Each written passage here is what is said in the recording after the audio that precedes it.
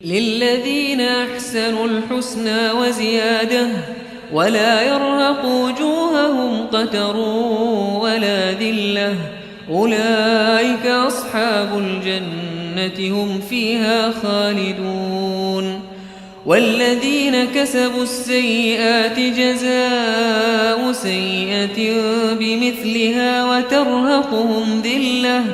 ما لهم من الله من عاصم كأنما أغشيت وجوههم قطعا من الليل مظلما أولئك أصحاب النار هم فيها خالدون ويوم نحشرهم جميعا ثم نقول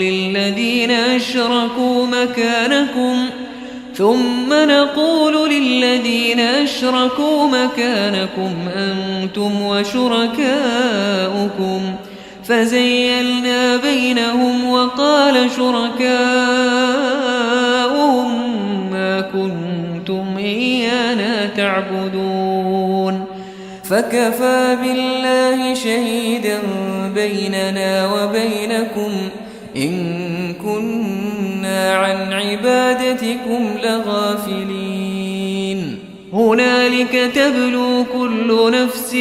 ما أسلفت وردوا إلى الله مولاهم الحق وضل عنهم ما كانوا يفترون قل من يرزقكم من السماء والأرض أمن يملك السمع والأبصار ومن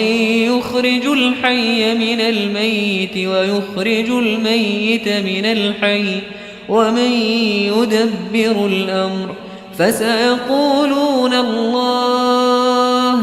فقل أفلا تتقون فذلكم الله ربكم الحق فماذا بعد الحق إلا الضلال فأنى تصرفون كذلك حقت كلمة ربك على الذين فسقوا أنهم لا يؤمنون